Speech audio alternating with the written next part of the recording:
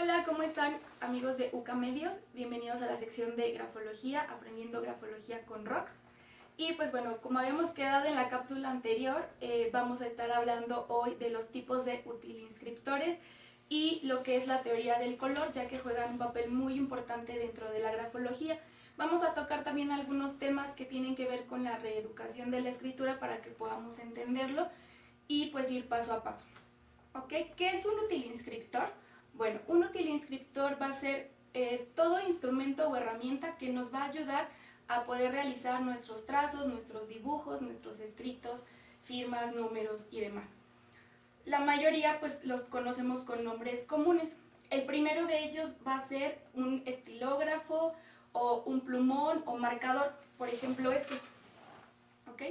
Bueno, las personas que escriben con cada uno de los tipos de utilinscriptores pues también tienen una personalidad y algunas características particulares que los diferencian unos de otros.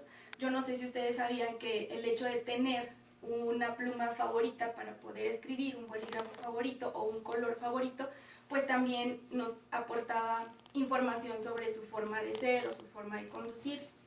Ok, pues bueno, aquí lo vamos a explicar. Si ustedes en casa tienen dudas sobre esto, pues nos pueden comentar y lo podemos ir resolviendo, ¿de acuerdo? Bueno, entonces vamos con lo que son los rotuladores o estilógrafos o marcadores, ya sean de puntos gruesos o puntos finos. Ustedes dirán, ¿a poco hay personas que se acostumbran a utilizar este tipo? Pues sí, sí los hay. La mayoría, pues, por regla general tendrían que ser famosos porque los ocupan mucho para los autógrafos. Entonces, escribir con este tipo de utilinscriptores significa que la persona tiene esa necesidad de destacar o a lo mejor el puesto, posición o fama que tiene, pues lo amerita. Pero hay personas que sin serlo, pues quisieran a lo mejor destacar de esta forma no tan positiva. El ejemplo muy claro lo tenemos con el expresidente Donald Trump. Él acostumbraba a firmar la mayoría de documentos importantes o acuerdos que hacían entre políticos en ese entonces y los firmaba con uno de estos. Entonces, si ustedes veían los documentos de los demás invitados a esas reuniones, pues ellos firmaban con una pluma fuente o con un bolígrafo como más normal y él no, él firmaba con uno de estos. Para empezar, la firma de él es una firma muy tosca porque es angulosa. Ya platicábamos que los ángulos nos dan un poquito de agresividad, de firmeza, de terquedad, y entonces todavía estar firmando con uno de estos pues hablaba de esa necesidad a lo mejor hasta absurda e infantil de querer seguir destacando por encima de los otros mandatarios, ¿no? de los otros personajes políticos. Por otro lado tenemos la parte de las personas que sí saben lo que valen, y esos por lo regular escriben con plumas de tinta gel que deslizan muy fácilmente. Estas plumas son como para cautivar los sentidos y sobre todo el sentido del tacto. Entonces, cuando alguien escribe con una pluma fuente, prácticamente es como un manjar, un deleite para ellos escribir.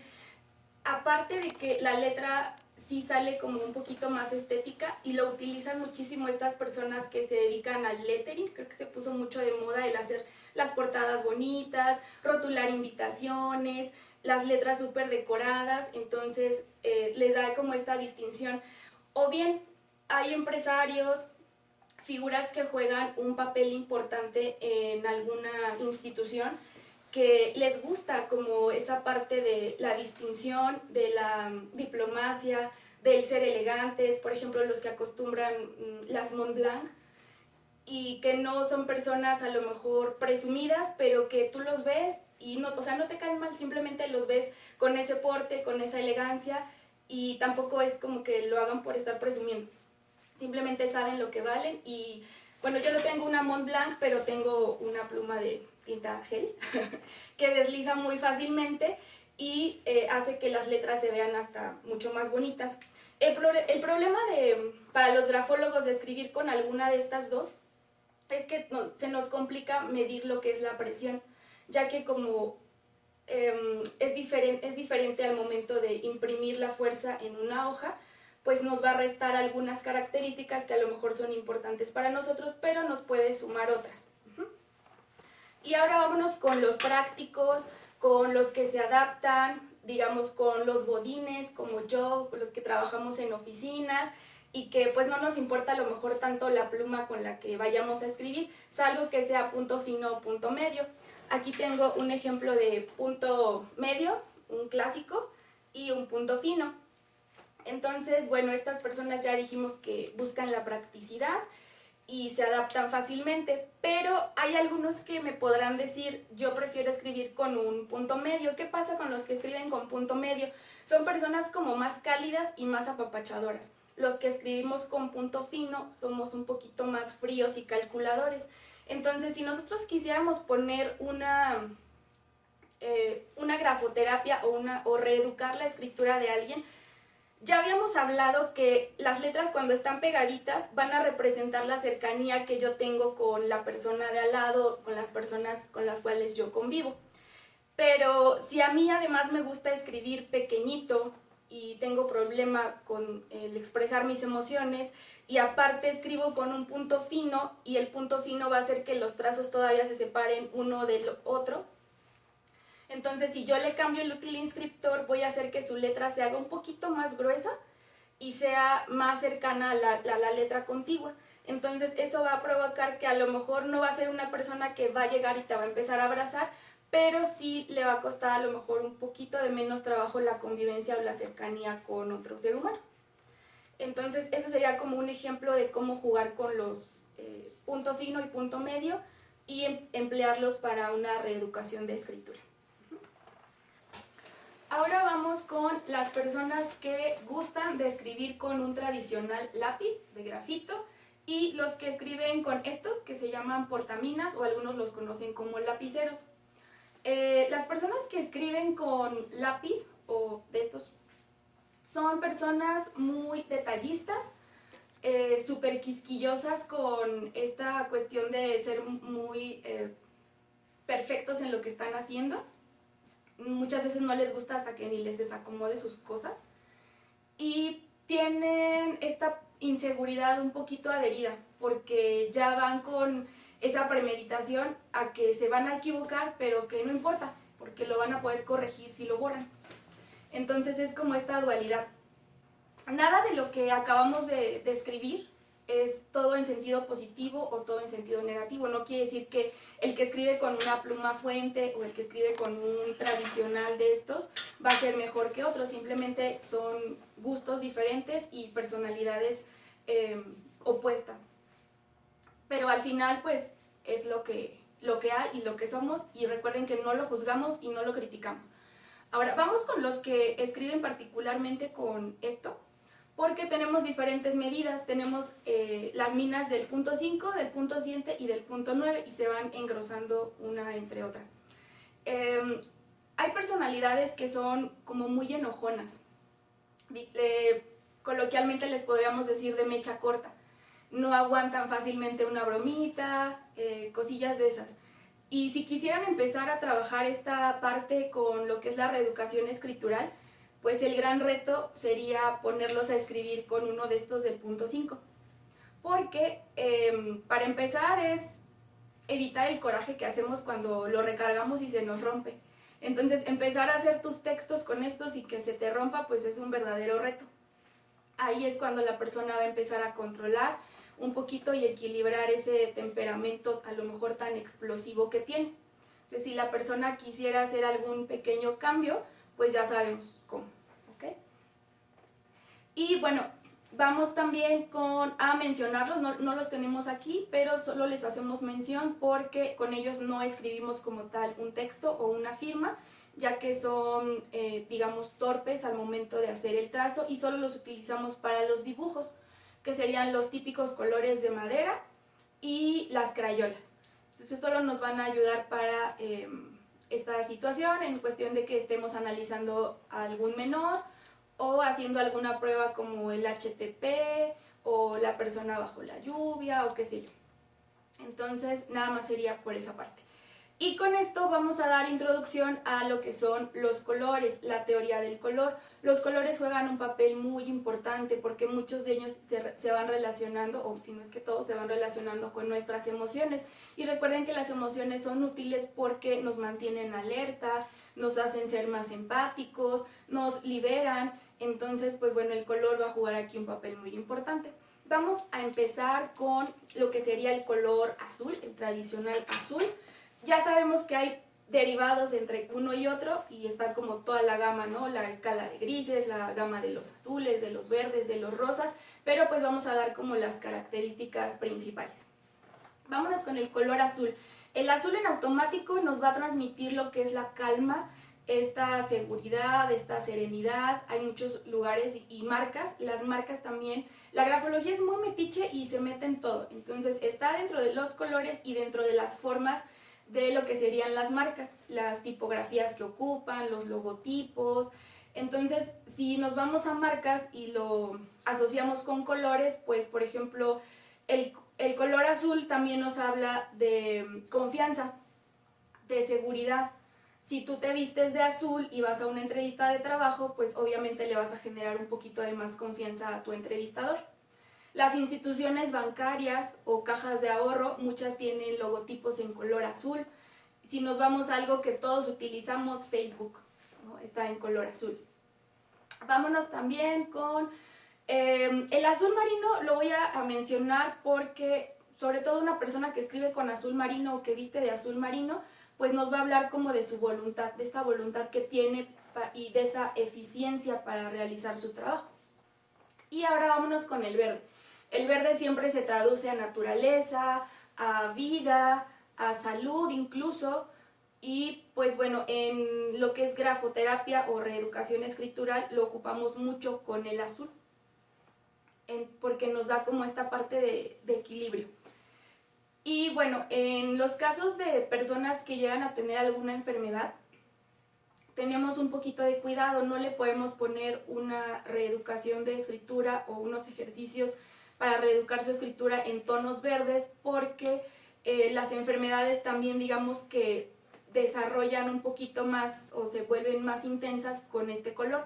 Por ejemplo, todo lo que se relaciona con el cáncer prácticamente tiene prohibido toparse con el color verde, y por eso el símbolo del cáncer se relaciona mucho con el color rosita, porque psicológicamente ayuda a que pues se aminore el mal. Entonces, si nosotros le ponemos a alguien una grafoterapia con colores verdes y a lo mejor nosotros no sabemos que tiene algún padecimiento de este tipo, pues inconscientemente le vamos a estar haciendo que desarrolle más la enfermedad. Entonces, pues en estos casos sí tenemos como un poquito de cuidado, porque entre que son peras o manzanas, pues mejor manejamos un color neutro. Ajá. Y vámonos con lo que sería el color morado. El color morado tiene mucho misticismo y espiritualidad. Lo vemos mucho en las iglesias. Para ellos es un tono como de luto, incluso en lo que es toda la cuaresma, la Semana Santa, ocupan mucho los colores morados. También muchos lo conocen como un color de cambio, de transformación, de nuevas etapas. Cuando nosotros damos una grafoterapia o damos algunos tips, recordemos que no obligamos a nadie, solo es si la persona se siente cómoda.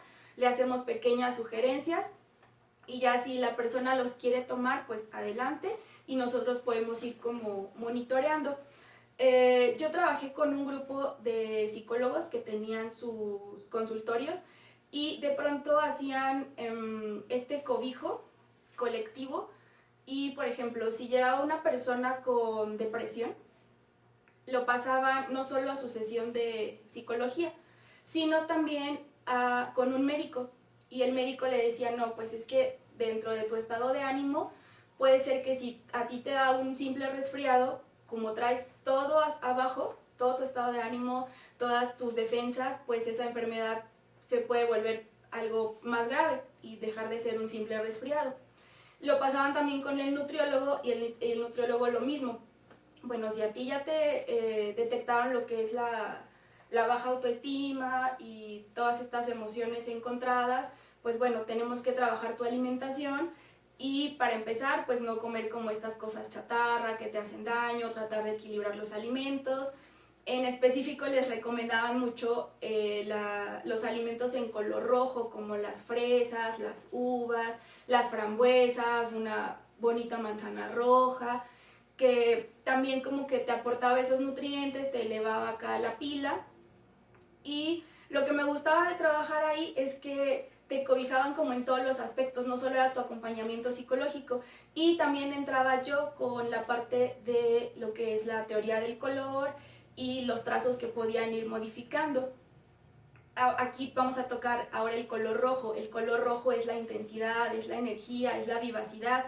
Muchas veces lo relacionan con que una persona se vea hasta más atractiva o más segura de sí misma. Entonces, si yo estaba tratando con una persona que traía lo que es la depresión, pues bueno, yo lo invitaba a usar algunas prendas rojas dentro de sus accesorios. Bueno, si es hombre, a lo mejor una gorra, un reloj, unos tenis, una chamarra. Y ya en mujeres, pues va desde el labial, los aretes, una mascada, la bolsa, qué sé yo. Entonces, si ya había pasado con el médico y le recomendaba, no sé, las cosas rojas, las comidas saludables, el verde también, todo lo que son las espinacas y estas cosas, y aparte iba a sus sesiones con el psicólogo y hacía todos sus ejercicios y sus tareas, era mucho más fácil que el paciente pudiera salir de esos cuadros depresivos. Y bueno, vámonos con el rosa. El rosa nos habla de la feminidad, nos habla de el infantilismo también, y tiene una dualidad muy bonita porque si nos vamos al extremo, pues incluso podemos hablar de alguien que si todo es rosa en su vida, pues puede incluso ser hasta irresponsable, ¿no? Porque le gusta que lo mimen y lo consientan. Pero si no se va al extremo, entonces nada más tiene ese toque de ser muy, sí, muy femenino. Y más ahorita con estas diferentes preferencias en cuestión a cómo nos vestimos y cómo nos queremos ver o cómo queremos ser nombrados, pues ya la ropa es ropa, ¿no? Ya no tiene como un género. Quien quiere puede usar un color y un estilo, no, ya no importa.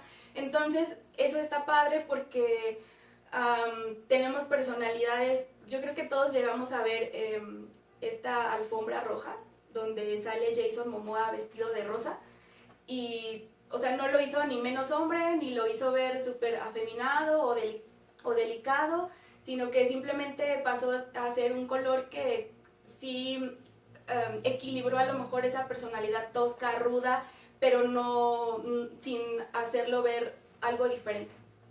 El color rosa se ocupa mucho también en todo lo que es la marca de los productos Barbie. Victoria's Secret también tiene lo que es estos tonos y pues así podemos ir jugando con esto. En cuestión a grafoterapia, a mí se me viene a la mente el caso de una persona que tenía estas tendencias muy machistas. A lo mejor no lo hacía con este afán de ser un maltratador, pero sí con su esposa era muy, marcaba demasiado ciertos patrones que no les estaba ayudando en su día a día, en su matrimonio, en su convivencia. Entonces, cuando ellos llegan conmigo, pues ya les doy lo que es la compatibilidad de pareja, las cosas que podían trabajar. Recuerden que aquí no vemos defectos, nada más vemos áreas de oportunidad y toda área de oportunidad puede ser trabajada, puede ser tratada. Entonces, dentro de sus áreas de oportunidad, tenía él estas cuestiones machistas. Sí, para nada él podía usar un color rosa, entonces, pues, ¿qué creen? Su grafóloga de cabecera lo puso a escribir en color rosa, incluso le hice que comprara hojas en un tono rosa pastelito y que ahí me hiciera su grafoterapia, y desde ahí él ya tenía una incomodidad pues bastante marcada, hasta me veía feo el señor, pero también tenía como este deseo de salvar su matrimonio y de apoyarse de nosotros. Y lo hizo su grafoterapia, empezó a usar camisas en tono rosa y ya vio que, o sea, que no pasaba nada.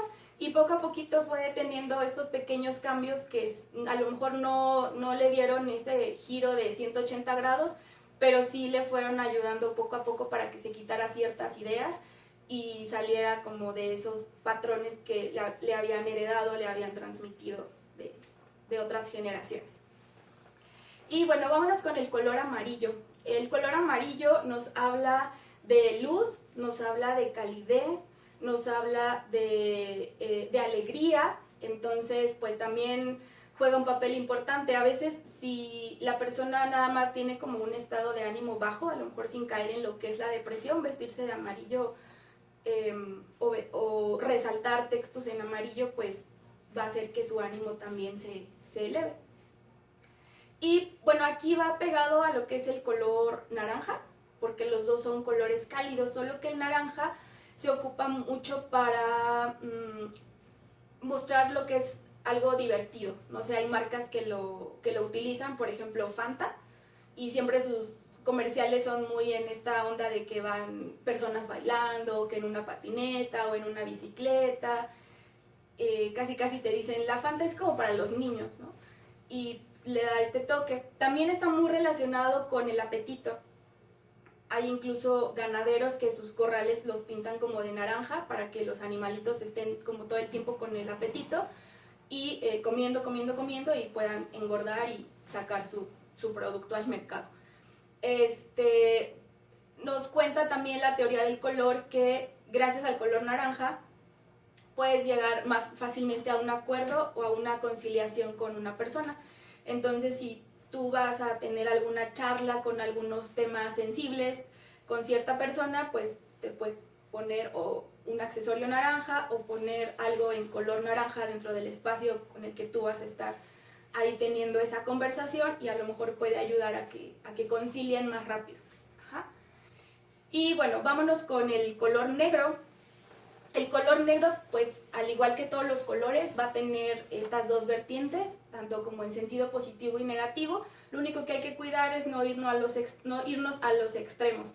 El color negro, pues siempre va a representar como principalmente esta cuestión de la elegancia, también un poquito el misticismo, pero también la melancolía, el luto, la tristeza, el porte. Ajá, entonces va a tener esta dualidad y hay que saber utilizarla.